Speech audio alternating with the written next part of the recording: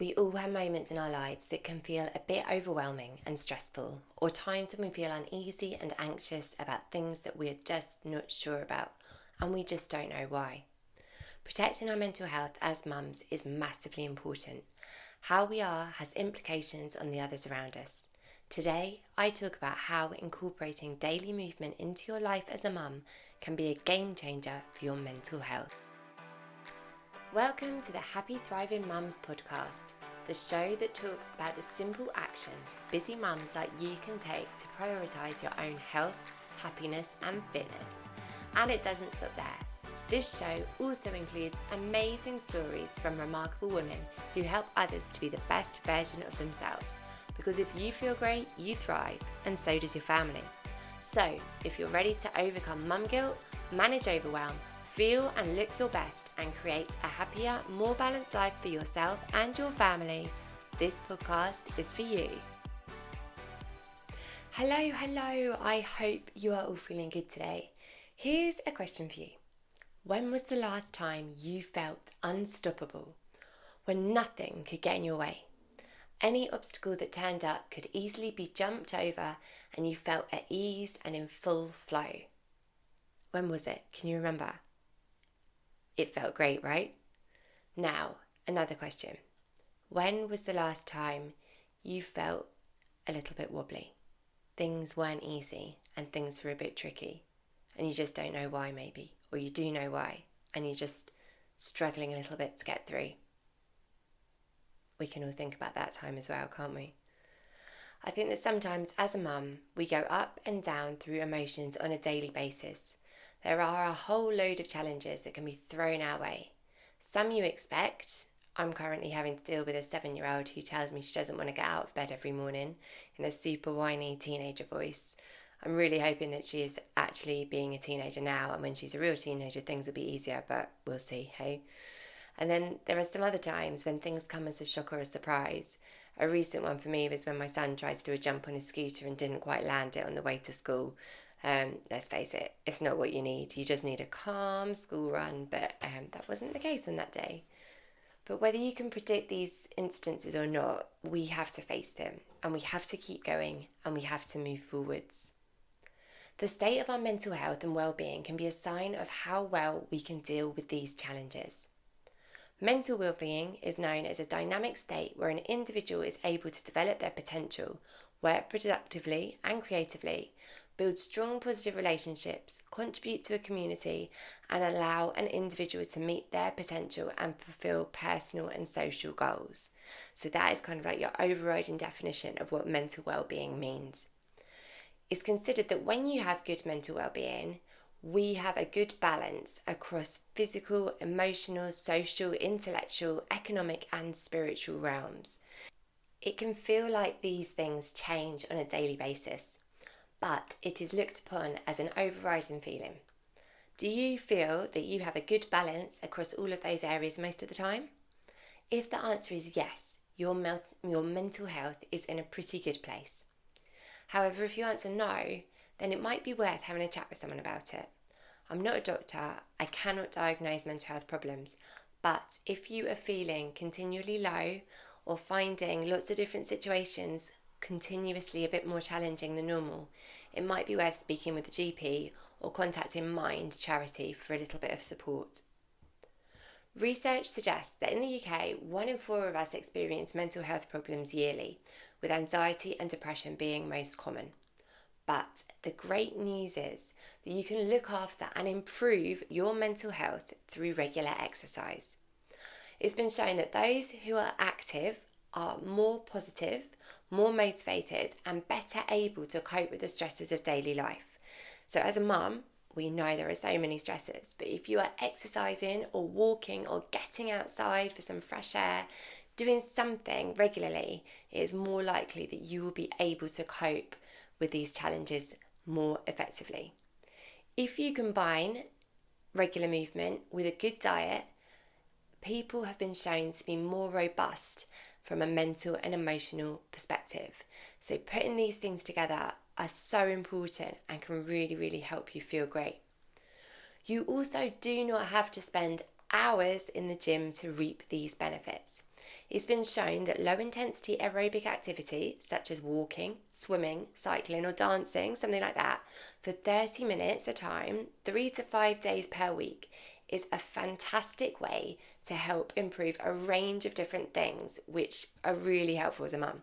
So just by doing 30 minutes of physical activity a few times a week, you will have improved mood, reduced anxiety, improved self-esteem, confidence and body image. It also can act as a brilliant distraction from stressors, just that little bit of time to get away from things for a little bit. It can also provide a release for negative emotions. So if you go outside and you pound the streets, you walk really quickly for like 20 minutes, that can help release any feelings, or not any, you may still have some, but it will help as to provide a release for some of these negative feelings and get them out of your system. Exercise releases something called endorphins. These are the happy hormones that you find in your body, which can trigger positive thoughts and feelings and promote a more positive and stable mood, as well as reducing feelings of stress. So these are like amazing little powerhouse hormones in the body that can really lift you up and make you feel good. And if I am really, really honest, for my mental health, for me to feel great is probably the main reason why I exercise. If you think back to COVID lockdowns, when we were only allowed out for an hour a day to go for a walk, everybody did it, right? Imagine if you hadn't done that. Oh my goodness, it was one of the things that kept me sane. Although I was constantly walking the same routes, around the same streets every single day, if I hadn't have gone out for that hour of walking, I had a buggy, I had a child on a scooter usually, and we would just kind of poodle around, looking at gardens, saying hello to people. Some people were just like sat in their front garden wanting to have a conversation with someone at 2 meters apart. If I hadn't have done that, like little bit of exercise, it would have, I think I would have gone crazy, or crazier. As Joe Wicks often said during that time, and let's face it, I think there was probably a high percentage of us that probably tried to do the Joe Wicks PE with Joe workouts. He often says, you never regret a workout. And this could be a walk, a run, dancing, going to the gym, doing a home workout, yoga, whatever it is. I believe he's so right, because quite often when you're doing some form of exercise, it doesn't feel great. It feels really hard. It can feel awful. It can feel painful. But afterwards, you are so pleased that you have done it, because you do feel so much better. And that's those magic endorphins being released.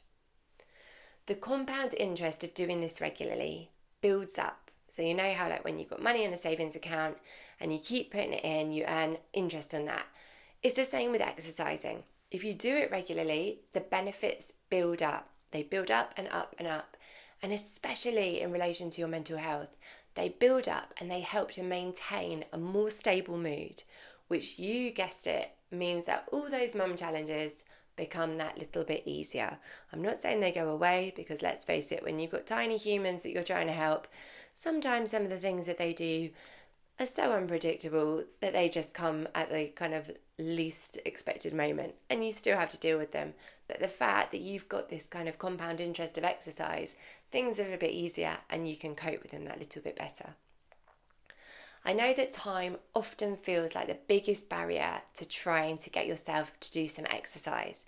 So this week I have got 3 ideas for you to try, which are 3 easy ways to incorporate more exercise and more movement into your daily routines without too much extra effort. Because I know your time is precious, so let's just try and make the most of the time that is available. So let's get rid of this overwhelm and really try and think about ways to incorporate movement just into your daily routine. So one thing for you to remember is that all movement counts. So all movement counts. Think from the point of view of things which in the kind of like personal training world we call activities of daily living. So activities of daily living are things that you would do on a regular basis at home, in your house, or kind of like just to live your life. So it could be things such as housework, it could be gardening, cleaning, walking to the bus stop, walking from the car to somewhere, wherever it is, playing in the garden with the kids. These are all activities of daily living. And if they raise your heart rate, you can include them as physical activity. So sometimes you're in the garden and you might be pulling some weeds up. That's quite physically exerting. So that can count towards your physical activity minutes that you should be doing in a day. So in a week, you should try and get at least 150 minutes of physical activity into your week. And that's just working at kind of like a moderate level. So that could just be like going for a walk or any of these activities that I just mentioned.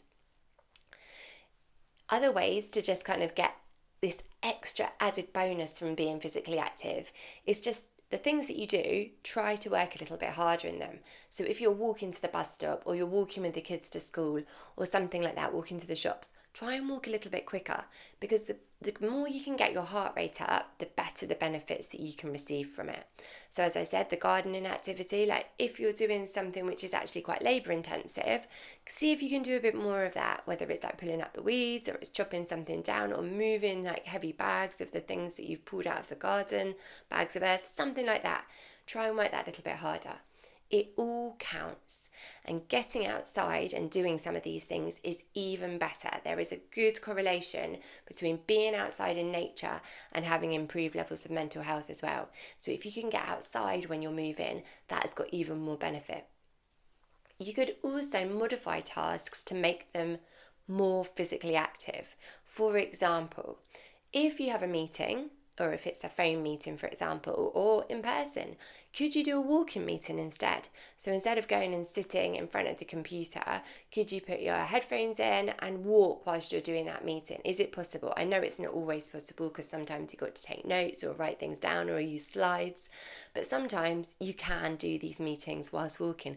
And actually, sometimes, I don't know if you find the same, when I've gone out for a walk or if I've gone with a friend and we're talking about something, some of my best ideas actually come about when I'm actually moving and talking and thinking at the same time. When I'm trying to sit at home and kind of ponder what I should be doing or what would work best, and I'm trying to really come up with an answer, it never comes. So this distraction technique, I guess, as well, can really help and help you have some great ideas. So it's definitely worth a try. So the first one was about all movement counts. Try and supercharge your activities of daily living for maximum benefit and see if there's any ways that you can turn something which is maybe a more sedentary activity into something a little bit more active. My second idea for you to try and get more movement into your lives is to try and tag an extra 5 to 10 minutes onto the school run or when you need to be somewhere. So I know this is kind of like adding time precious maybe to your day, which maybe you can't do. But if you are able to, why not leave 5 to 10 minutes earlier to go and pick up the kids? But in that 5 to 10 minutes, instead of just going and waiting by the school gate, can you do like an extra 10-minute walk around the area to try and like get your extra movement and get those steps in? Can you maybe like park the car a little bit further away than you normally would when you're going, I don't know, to the shops, for example, and then walk that little bit extra into town and back again? Can you, after dropping the kids off in the morning, take a detour and extend the walk home? All of these things are really easy just to pop into your day and then just boost your movement levels, which can boost your mental health levels too. So remember, the aim is for at least to try and do about 30 minutes of moderate physical activity 5 times a week. And this fits perfectly into the school days and school drop-offs if you are able and you are there to do the drop-offs. Obviously, if you're going to work or you have to be somewhere, it doesn't work quite as well at that. But think, can you fit this in? The other thing that you can remember is the 30 minutes of activity doesn't all need to be done at exactly the same time. You can break them down into 10-minute bouts, 10-minute bursts, so that extra 10 minutes here and there really, really can count. And actually, movement breaks in a work day are really, really useful. They've been shown to really help concentration. So a 10-minute movement break every couple of hours can really, firstly, make you feel good, and secondly, can help up your movement, which is really, really good. So your ways to do this, just set a timer on your phone, get up, go for a quick walk on the block, or do something, go to a different room, do a mini circuit with some squats and maybe some press-ups, maybe a plank, something like that, a few lunges. Do that for 10 minutes at a time. It all counts. And remember, the key word is moderate. So moderate exercise is when you increase your breathing rate a bit, but you're still able to have a conversation. So if you can get out once a week with a friend and go for a walk for an hour, you're getting in some extra movement. You're also benefiting from the social side of things. And also, you are getting that heart rate up, which is really, really important. So idea number 2 was to tag on 5 to 10 minute additional movement where you can during the day, such as on the school run or as like movement breaks whilst you're working. My final idea for you this week is to think about something that I like to call a movement swap. Okay, so a movement swap. Look at what you do in a typical week. So think about this on a grand scale. How much time do you spend watching TV? How much time do you spend looking at social media, scrolling through stuff? How long do you spend sat down? So as we said about work, sometimes you have to sit down for work. Are there any blocks of time within your week when you're a bit more kind of sedentary? So sedentary just basically means when you are not physically moving, okay? So you're not getting yourself up and moving around, raising your heart rate, being physically active. So are there any blocks of time you spend in your week where you are sedentary, which you could make a promise to yourself that once a week, so it doesn't have to be every single time, like if you're watching a box set which you absolutely love, you just want to get through it, brilliant, I love a binging box set, but think about maybe once a week, instead of watching that, can you sub out 30 minutes of that time and do something else? Could you do a home yoga video instead? Could you do a home workout? I have got loads of home workouts that you can do on my Instagram account at Radiate Fitness UK if you want some ideas of what you could do. It could be just going for a walk. Walking is so good and it's the easiest thing to do, and I think it's the least scary physical activity to do because we all walk places. So just doing that can be so beneficial and so easy. Could it be a bike ride? If you can pledge to yourself that you will reclaim 30 minutes of your whole week, and obviously bonus points if you want to do it more frequently, but can you reclaim 30 minutes of that kind of sedentary time for a movement swap that fits in with your day to get you up and moving? If you can do that, you will feel so good and the benefits will be so large that you'll be like, I'm going to do this again.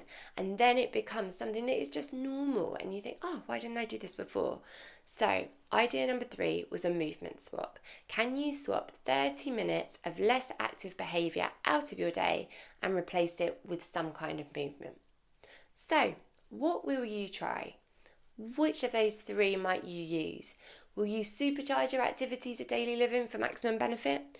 Will you add on 5 to 10 minutes of additional movement where you can go on the school run or using it as a movement break through the day? Or finally, are you going to consider a movement swap where you're swapping out 30 minutes of less active behaviour from your day and replacing it with some kind of movement? Remember, it all counts and it will all go towards your mind feeling lighter and your days a bit easier. I can't take away all the challenges that you'll face, but hopefully these suggestions will help you to feel great and your future self will thank you. Thank you for listening to this episode. If you've enjoyed it, why not sign up to my newsletter for more ideas and ways to be a happy, thriving mum? The link is in the show notes.